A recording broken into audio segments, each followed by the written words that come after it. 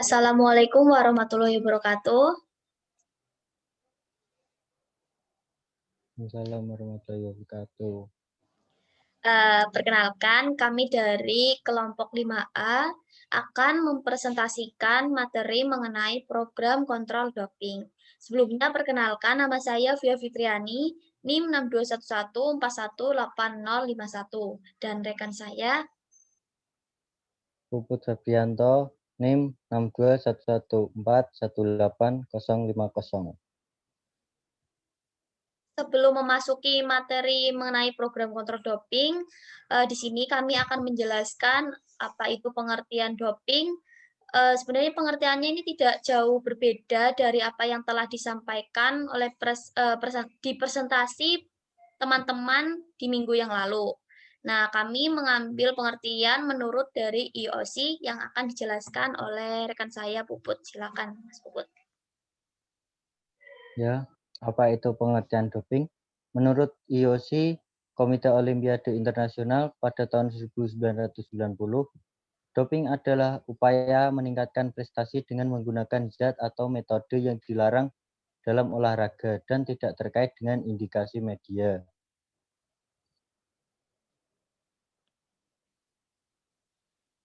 Ya, mengapa penggunaan doping dilarang? Untuk yang pertama, alasan etis. Penggunaan doping melanggar norma fair play dan sportivitas yang merupakan sebuah olahraga. Yang kedua yaitu alasan medis, membahayakan keselamatan pemakainya.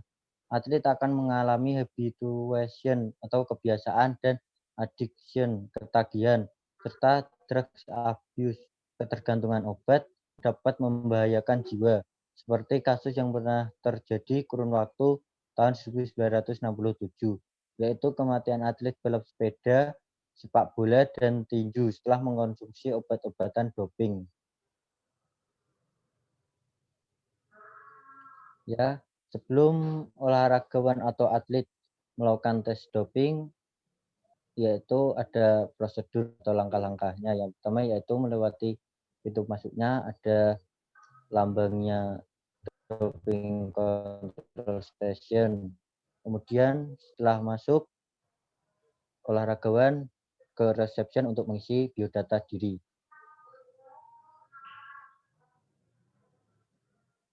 Setelah mengisi biodata diri, olahragawan di ruang tunggu. Seperti itu isi ruang tunggunya.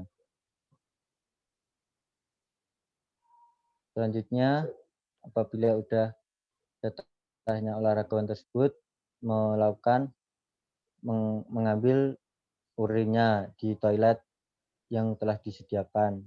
Seperti itu tempat toiletnya.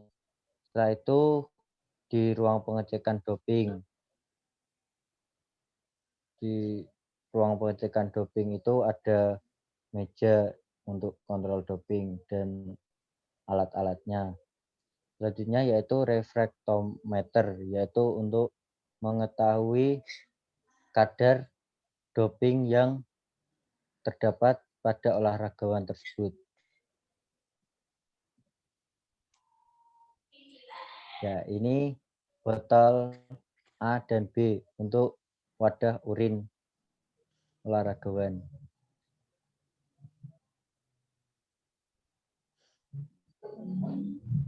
Ya, untuk materi selanjutnya akan disampaikan oleh rekan saya, Via Fitriani. Silahkan.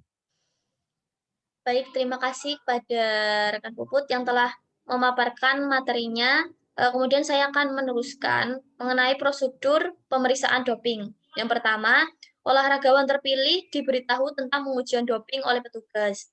Yang kedua, olahragawan melapor ke ruang pengawas doping secepatnya, kurang dari 60 menit. Olahragawan memilih botol penampung urin sementara.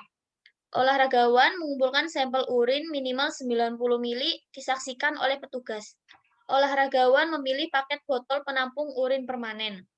Olahragawan memindahkan urin dari botol penampungan sementara ke botol permanen A dan B, kemudian menyegel botol. 7. Olahragawan menyaksikan petugas memeriksa berat jenis urin. Kedelapan, olahragawan memberikan keterangan yang diminta petugas. Kesembilan, olahragawan menandatangani formulir doping. Nah, setelah melakukan program kontrol doping, pastinya terdapat tindak lanjut hasil pemeriksaan doping untuk ke depannya. Yang pertama itu, hasil pemeriksaan pada sampel A negatif, maka hasil diinformasikan ke WADA, LADI, Federasi Olahraga Atlet yang bersangkutan. Maka jika hasil negatif, proses doping telah selesai. Kedua, apabila ditemukan hasil tes doping positif mengandung zat atau metode terlarang, laboratorium akan menginformasikan hasil ke LADI. Selanjutnya, LADI akan mengkonfirmasi apakah ada TUA terkait temuan positif. Jika TUA ada, maka proses tes doping menjadi negatif. Setelah itu, proses doping selesai. Yang ketiga, jika TUI tidak ada, kemungkinan konfirmasi ke atlet apakah menerima hasil positif atau tidak. Jika menerima, maka akan ditetapkan sanksi. Yang keempat, atlet mempunyai hak analisis sampel B, biaya dibebankan atlet. Atlet berhak menghadiri pembukaan pada analisis sampel B. Yang kelima, jika hasil B negatif, proses tes doping selesai. Yang keenam, hasil B positif, atlet tidak bisa menyangkal. Setelah itu, atlet bisa meminta forum diskusi untuk proses pemberian sanksi. Setelah itu, keputusan akan diambil. Baik, cukup sekian presentasi dari kelompok kami, kelompok 5A. Mohon maaf apabila ada kesalahan dalam tutur kata. Selanjutnya kami akan membuka pertanyaan. Silakan jika ada yang ingin bertanya bisa chat melalui room Telegram. Sekian dari kami. Wassalamualaikum warahmatullahi wabarakatuh.